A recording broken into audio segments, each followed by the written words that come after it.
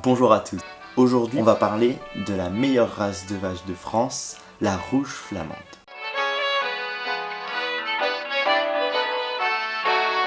Aujourd'hui en France, la vache majoritaire est la Primostein, suivie de la Montbéliarde et de la Normande. On entend parler en ce moment du retour des vaches rustiques et de leur importance, puisque les vaches rustiques apportent qualité que les grandes productrices n'ont pas. On peut penser aux beaux aplombs, à la quantité de matière grasse, de matière protéique. Elle est aujourd'hui plus ou moins connue par le public, même si grâce à Philouz, la tête d'affiche du Salon international de l'agriculture de Paris de 2015, elle a permis de se faire connaître à la France ainsi qu'au monde entier. Pour mieux comprendre pourquoi la race rouge flamande compte relativement peu d'individus, il faut se replonger dans son histoire.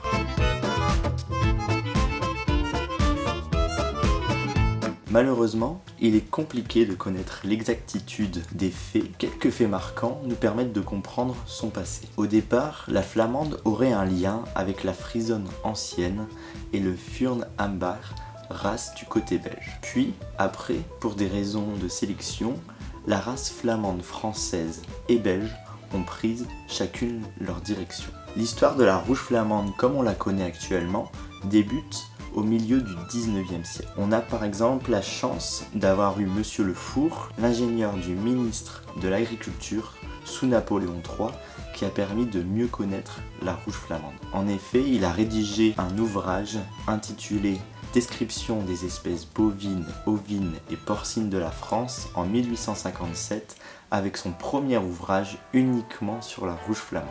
Au sein de cette race flamande, on compte à cette époque la marolaise, la rageoise, la picarde et bien d'autres. La diffusion des taureaux dans les différentes régions effacera ces nuances pour donner un cheptel flamand unique. Si vous avez regardé Bienvenue chez les Ch'tis, vous allez vite comprendre pourquoi la race flamande prenait une place considérable dans le nord de la France. Avec son lait riche en caséine, on va par exemple fabriquer le célèbre fromage, le maroilles. Mais malheureusement, deux faits historiques vont ralentir la croissance de la flamande. Je parle ici de la Première et de la Seconde Guerre mondiale. Malgré ces faits bien malheureux, la race augmente sa productivité en lait. Ce serait même la vache de Monsieur Floquet de Cauchy dans la Somme qui serait la première vache en France à dépasser les 10 000 kg de lait par an. A l'origine, un herdbook, donc un livre généalogique, n'était pas présent, mais l'ingénieur Monsieur Defour l'avait préconisé.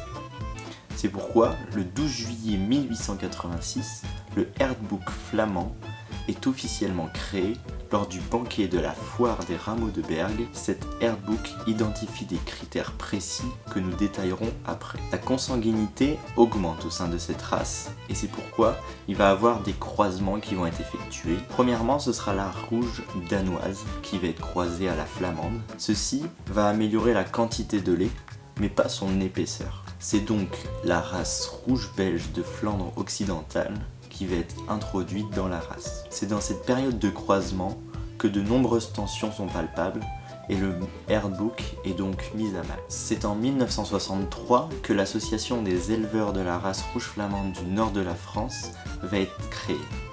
3 critères de la rouge flamande vont être à son désavantage et vont l'accompagner dans sa chute. La première va être sa spécialisation laitière, puisque l'aspect mixte était beaucoup plus valorisé dans un contexte d'après-guerre. La deuxième va être le fait que le Nord est la base de lancement de la frisonne par sa proximité avec la Hollande.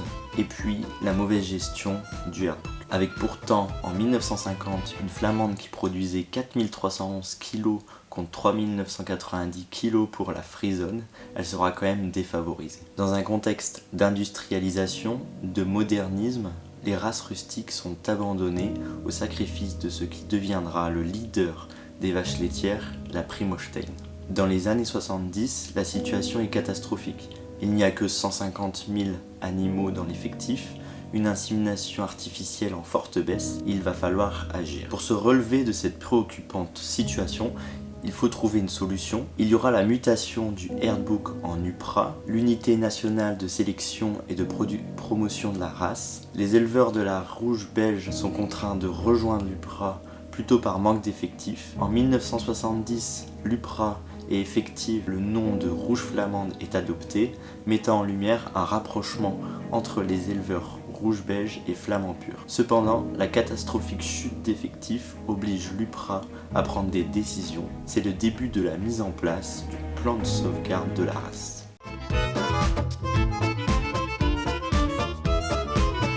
Celui-ci fut entravé plusieurs fois par des choix politiques, mais il permit de ralentir la chute. Un des critères qui sera retenu sera d'avoir un maximum de 20 à 25% de sang danois au niveau de la race rouge flamande. La race rouge flamande retrouvera ensuite un rayonnement mondial avec l'envoi d'un taureau et de 2 genisses en Chine, un taureau rouge flamand est aussi envoyé en Australie. Et c'est ensuite que la rouge flamande retrouvera sa place au Salon international de l'agriculture à Paris. On retiendra aussi la statue à l'égérie de la rouge flamande dans la ville de Bergue, qui est le berceau du herdebook. La rouge flamande, c'est une vache de couleur rouge à brun, d'une taille d'1m35 à 1m45 au garrot, avec un poids de 550 à 750 kg. Petite tête, mais caractère parfois bien trempé, la flamande a un cou mince et long, une ligne du dos rectiligne, une poitrine ample. Pour les flamandes laitières, un pied bien développé, avec comme appui des ongles à cornes noires, signe de résistance et de rusticité.